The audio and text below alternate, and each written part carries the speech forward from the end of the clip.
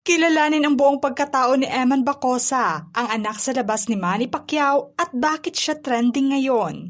Anak ni Manny Pacquiao na si Eman Bacosa, pinusuan ng mga netizens, alamin ang pagkatao niya, ito ang buong istorya. Pinagkaguluhan ng mga netizens ang pagkilala nila sa isa sa mga anak ni Manny Pacquiao na si Eman Bacosa. Kamakailan lang nang pinusuan ng mga netizens ang hitsura ni Eman matapos na nagpakitang gilas ito sa Trela in Manila 2 sa mismong inorganisa ng kanyang amang si Manny Pacquiao.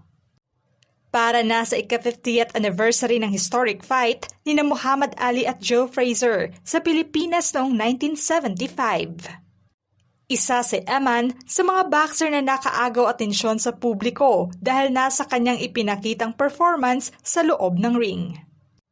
Nagtala nga siya ng 7 panalo, 1 draw at 4 knockouts bukod sa kanyang ipinakitang galing bilang boksingero.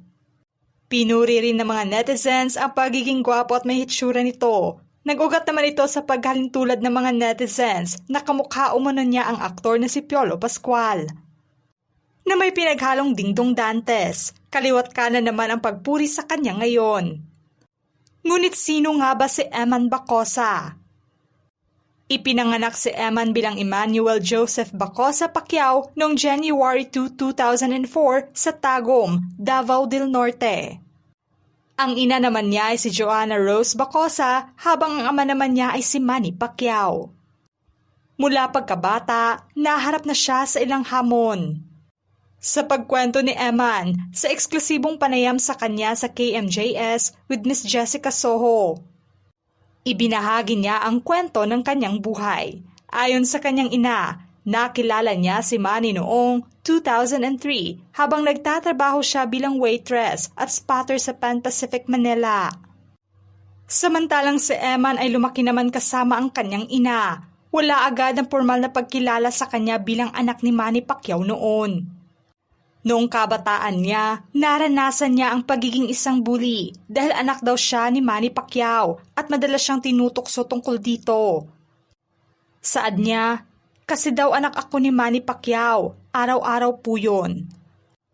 Ikinuwento pa ng 21-year-old boxer na si Eman na umabot ng 1 dekada ang pagkikita nila ng kanyang ama. Saad niya, noong 2022, bumisita kami kay Daddy, pinapasok po kami. Tapos niyakap po ako ng daddy ko ng mahigpit. Sabi niya, namiss kita, matagal kitang hindi nakita. Tapos niyakap ko rin siya. Ako pinipigilan ko ang luha ko. Sobrang saya ko po talaga na nakita ko po siya noon. Hanggang ngayon, hindi ko po makalimutan yung moment na iyon.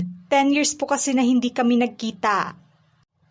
Sinabihan ko po siya na, Dad, plano ko po sana mag-boxing. Sabi niya, anak, mahirap mag-boxing. Mag-aral ka na lang. Papupuntahin na lang kita sa Amerika. Sabi ko, Dad, passion ko po ang boxing. Inilahad ni Eman na bago pa man niya pasukin ang mundo ng boxing, ay nanirahan sila ng kanyang ina doon sa Japan. Doon din siya natutong mag-aral ng kultura ng Japan, ngunit pinagtuunan pa rin niya ng pansin ang pagbaboxing. Habang nasa Japan, ang ina at ang bagong partner ng kanyang ina na si Sultan Merdino ang nakasuporta sa kanyang hangarin sa pagboxing. Ngayon ay isang pastora na ang kanyang ina sa North Cotabato, kung saan aktibo rin si Eman kasama ang kanyang mga kapatid sa pagbibigay serbisyo sa kanilang simbahan. Si Eman ay nagsimula ng mag-train sa boxing mula pagkabata. Nabanggit niya na 9 years old siya nang magsimula bilang bahagi ng kanyang pangarap. Ang kanyang karera sa boxing ay nagbigay sa kanya ng inspirasyon na maging kagaya ng kanyang ama. Siya ay naging pro boxer sa ilalim ng pangalang Eman Bacosa at may record na walang pagkatalo, may ilang panalo at may knockout. Noong December 2023, nanalo siya sa isang laban sa Quezon City.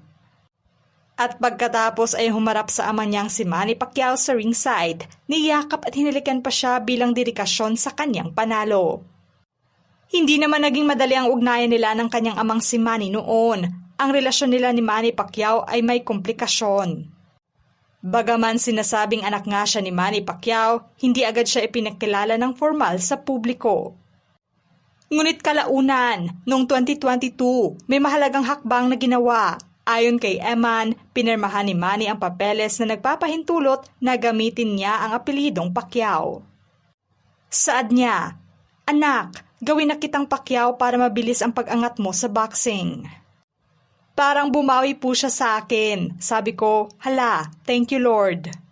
Pumasok po ako ng kwarto. Doon po ako umiyak. Sabi ko, "Lord, thank you. Thank you so much, Lord God." Sa isang panayam, sinabi pa ni Eman, "Humingi siya ng tawad sa akin. Pinatawad ko na rin po siya. Sabi ko po sa kanya na naiintindihan ko naman po ang sitwasyon ninyo. Ang importante lang sa akin ay makasama kayo." Ibinahagi niya na sa tuwing Father's Day celebration ay naiinggit siya sa iba dahil nakakasama nila ang kanilang ama. "Nung bata ako, lagi akong magagalitin. Naiinggit ako sa ibang bata, lalo na kapag nakikita ko yung may Father's Day, nakikita ko na kasama nila yung papa nila. Sana Lord, makasama ko man lang siya kahit buong araw o kahit saglit lang." Ang ama niyang si Manny Pacquiao ay bagaman may sariling pamilya at mga anak na kinikilala sa publiko, ay ngayon ay nakikipag-ugnayan at sumusuporta na sa boxing career ni Eman. Tungkol naman sa relasyon niya kay Jinky Pacquiao, ang asawa ni Manny, at kay Mami D, ang ina ni Pacquiao, sinabi ni Eman na maayos ang relasyon niya sa kanila. Sa kabila pa man na anak sa labas lamang si Eman, itinuring naman siyang sariling pamilya ni Jinky Pacquiao. Nilinaw din ni Eman na hindi masamang tao ang kanyang ina sa kabila pa man ng kamalian nito noon. Giit niya rin na nagpursige siya sa pagpasok sa boxing at hindi nagpapadala sa pangalang dala-dala niya. "Hindi po ako nagpapadala sa pangalan kasi at the end of the day, hindi naman po ako si Manny Pacquiao. Ako naman po si Eman Bacosa Pacquiao. Kapag nagbo-boxing ako, parang nabibigyan ko ng meaning yung buhay ko, yung mama ko. Napapakita ko sa mundo na malihiw yung akala nila sa mama ko. Ang mama ko, hindi masamang tao. Makadiyos po ang mama ko. Pinalaki niya ako na may mabuting puso." Aminado rin siya na may advantage at disadvantage ang pagdala niya sa apelyido ng kanyang ama. Aniya, "May benefit bilang isang Pacquiao. Meron din pong disadvantage. Binubuli nila ako kasi anak daw ako ni Pacquiao. Tapos, tara, suntukan tayo. Tapos paglabas ko ng gate, bubugbugin na nila ako." Dahil marami na ang nakakakilala kay Eman ngayon, saludo naman sila sa pagiging mabuting anak niya sa kabila pa man ng mapait na pinagdaanan niya. Nakita ng karamihan ngayon na masaya siya at bukas na siyang kilala ng mga tao bilang anak ni Manny Pacquiao. Sa kanyang karera sa boxing, nakaabang naman ang karamihan sa marami pang tagumpay na kanyang mararating. Ano ang masasabi niyo sa pagkatao ni Eman Bacosa, ang anak sa labas ni Manny Pacquiao, at ang kanyang pagsikat ngayon? Just comment below.